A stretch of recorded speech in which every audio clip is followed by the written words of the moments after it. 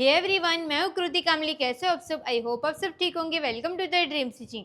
तो आज की क्लास में हम 37 साइज की कटोरी ब्लाउज जो हमारी फ्रंट एंड बैक दोनों डीप नेक रहेगा, उसके हम ड्राफ्टिंग सीखने वाले हैं। तो आज मैं आपको बैक साइड के पार्ट की ड्राफ्टिंग किस तरीके से करनी रहती है वो मैं आपको सिखाने वाली हूँ। तो प्लीज़ आप वीडियो को एंड तक देखना, स्किप बिल्कुल भी मत करना, क्योंकि आप सबको हमेशा प्रॉब्लम होती है कि जब आप डीप नेक बनाते हो तो शोल्डर गिर जाता है, नेक लूज होता है, बैक साइड की लेंथ कम हो जाती है। वो सारी प्रॉब्लम आपको क्यों होती है? क्योंकि आप वीडियो को अच्छे से नहीं देखते हो, जैसा मैं सिखाती हूँ वैसे आप नहीं करते हो। जो चार्ट यहाँ पे यूज़ करना रहता है, जैसे कि मैंने आपको ये सारे चार्ट आपको दिया हुआ है, ये चार्ट दिया है, ये वाला चार्ट दिया है, ये सारे चार्ट यूज़ करके आपको ब्लाउज बनानी रहती है, उसकी ड्राफ्टिंग करनी रहती है। बट आप ना मेथड को मिक्स कर देते हो, इसकी वजह से वो सारी प्रॉब्लम आपको फेस करनी पड़ती है। तो वो सब आपको अभी प्रॉब्लम नहीं होगी, क्योंकि मैंने आज की क्लास में सब कुछ इतना डिटेल में समझाने वाली हूँ कि आपको कोई भी डाउट नहीं रहेगा। तो चलो हम आज की क्लास को स्टार्ट करते हैं।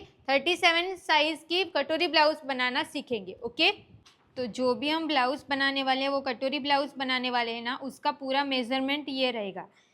ब्लाउज का मेज़रमेंट हमारा ये पूरा मेज़रमेंट है। सब आज हम बैक साइड के पार्ट की ड्राफ्टिंग करेंगे। तो सबसे पहले हम यहाँ से स्ट्रेट लाइन ड्रॉ करेंगे और आपको एक पैटर्न पेपर ले लेना है। बैक साइड का पार्ट अगर आपको डायरेक्ट फैब्रिक पे कट करना रहेगा ना, तो आप कट कर सकते हो। ये जो साइड रहेगी ये आपकी फोल्ड साइड समझो। पैटर्न पेपर को फोल्ड रखने की ज़रूरत नहीं है, सिर्फ आप समझो कि ये हमारी फोल्ड साइड है। सबसे पहले हम यहाँ से एक स्ट्रेट लाइन बना देंगे।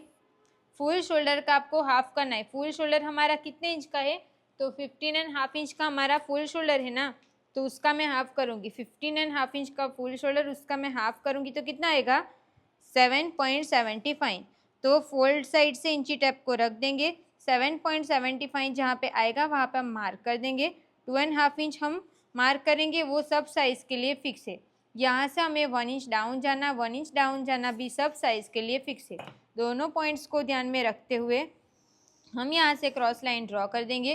अब हमें चेस्ट लाइन बनानी है, तो चेस्ट लाइन का हमें फॉर्मूला यूज़ करना है। हमारी चेस्ट 37 इंच की है, तो 37 इंच हमारा ये वाली लाइन में आ रहा है, उसका डिवाइड 6 करके प्लस करूँगी मैं हाफ इंच, तो मेरा आंसर आएगा 6.6 इंच।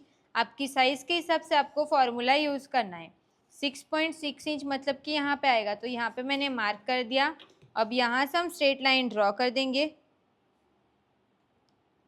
ये हमने यहाँ पे स्ट्रेट लाइन ड्रॉ करके हो गया। अब जितनी भी आपकी चेस्ट है उसका आपको डिवाइड 4 करना है। 37 इंच की हमारी चेस्ट है, उसका मैं डिवाइड 4 करूँगी तो आएगा 9.25 इंच। तो यहाँ से हम मार्क करेंगे 9.25 इंच पे। तो यहाँ से हम इंची टेप को 9.25 इंच पे रख देंगे और मार्क कर देंगे 1.5 इंच हम स्टिच का ऐड करेंगे। ब्लाउज की लेंथ है हमारी 15.5 इंच की, प्लस 1 करेंगे तो कितना आएगा? 16.5 इंच आएगा। तो एग्जैक्ट हमारा पेपर देखो 16.5 इंच पे ही है। तो लास्ट वाली जो लाइन रहेगी ना, वो हमारी फाइनल लाइन रहेगी, ये वाली। ये हो गया। अब वेस्ट का मार्क करना है। वेस्ट है हमारी 30 इंच की, उसका मैं डिवाइड 4 करूँगी तो आएगा 7.5 इंच। उसमें प्लस 1 करना है तो 8.5 इंच आएगा। 8.5 इंच पे मैंने मार्क कर दिया। अब 1.5 इंच हम स्टिच का ऐड करेंगे। ये हो गया। ये दोनों पॉइंट्स को ध्यान में रखते हुए हम यहाँ से क्रॉस लाइन ड्रॉ कर देंगे। ये वाली लाइन को भी हम यहाँ से क्रॉस बना देंगे। अब हमें यहाँ पे शोल्डर का पूरा नहीं ले सकते ना, क्योंकि ये डीप नेक है।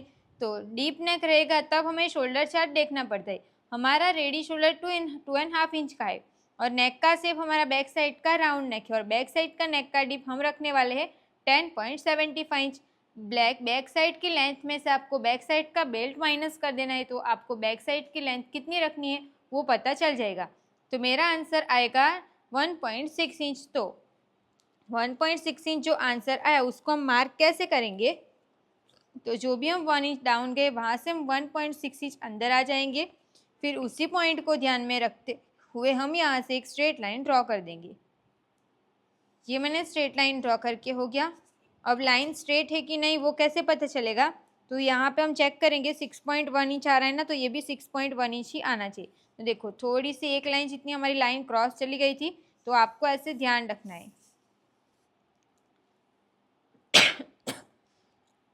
अब हम यहाँ से क्रॉस मार्क करेंगे। तो क्रॉस मार्क करने के लिए आपको आर्म होल क्रॉस मार्क का चार्ट देखना है।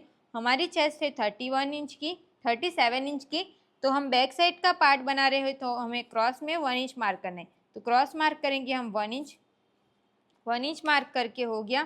फ्रेंच कर्व को हम यहाँ पे सेट करेंगे और बैक साइड के आर्म होल का शेप हम ड्रॉ कर देंगे। तो ये हमने शेप ड्रॉ करके हो गया। अब हमें यहाँ पे स्ट्रेट लाइन ड्रॉ कर देनी है। ये स्ट्रेट लाइन ड्रॉ करना सब साइज़ के लिए फिक्स है। ये स्ट्रेट लाइन ड्रॉ करके हो गया। अब हमें यहाँ से हाफ इंच कम करना है, ये भी सब साइज़ के लिए फिक्स है। सबको यहाँ से हाफ इंच कम कर देना है। ये कम कर देंगे, फिर यहाँ से हम स्ट्रेट लाइन ड्रॉ कर देंगे। ये मैंने स्ट्रेट लाइन ड्रॉ कर दिया। ऊपर का जो भी पार्ट रहेगा वो सब कुछ हमारा कटिंग मतलब माइनस हो जाएगा, कटिंग में निकल जाएगा। अब हमें रेडी शोल्डर में +1 करना है। रेडी शोल्डर है हमारा 2.5 इंच का, +1 करूँगी तो 3.5 इंच आएगा। तो यहाँ पे हमने मार्क कर दिया। तो बैक साइड का जो पार्ट रहेगा ना वो हमारा इस टाइप का रहेगा, पूरा डीप हम बनाने वाले हैं। यहाँ से आर्म होल का पार्ट रहेगा ऐसे, यहाँ पे हम टक्स लगाएंगे और ऐसी हमारी स्लीव्स आएगी। छोटी या बड़ी कोई भी रख सकते हो। तो बैक साइड का गला जितना डीप रहेगा उतना आपका आंसर ऐसे अंदर जाना आपका ज़्यादा आएगा। ओके, अब इतना पार्ट हो गया। नेक का जो डीप है ना वो कब मार्क करना है, जब हमारे फ्रंट पार्ट की ड्राफ्टिंग हो जाएगी उसके बाद हमें मार्क करना है। ओके, तो बैक साइड का पार्ट हमारा पूरा क्लियर है। तो यहाँ पे हमने बैक साइड का पार्ट कंप्लीट कर दिया है। बैक साइड के पार्ट की ड्राफ्टिंग मैंने आपको सिखा दी है। अब हम कल की क्लास में फ्रंट का पूरा सीखेंगे। आज मैंने बैक साइड का इतना कम है, बैक साइड में तो हमारा इतना ही रहता है ना, इससे ज़्यादा तो नहीं रहता है। और यहाँ पे ना मैंने फुल शोल्डर का हाफ किया, तो सबको आपका जितना फुल शोल्डर रहेगा उसका आपको हाफ करना है। 1 इंच डाउन जाना, ये फिक्स है। 2.5 इंच फिक्स है और क्रॉस लाइन बना देनी है। उसके बाद लेंथ में +1 किया, डिवाइड 4 किया, वो भी फिक्स है। यहाँ पे जो हमने +1 किया वो भी फिक्स है। यहाँ से आपको अंदर कितना जाना है वो आपको शोल्डर चार्ट देख के पता चल जाएगा। ये शोल्डर चार्ट किस तरीके से देखना रहता है वो मैंने बहुत सारी क्लास में समझाया है। तो आई होप आप सबको पता रहेगा कि ये चार्ट किस तरीके से देखना रहता है। तो आज के लिए बस इतना ही रखते हैं। Thank you so much for watching this video अच्छी लगी हो तो प्लीज़ वीडियो को like, comment, share and channel को प्लीज़ सब्सक्राइब कर देना। मिलता है अब नेक्स्ट वीडियो में। Thank you so much.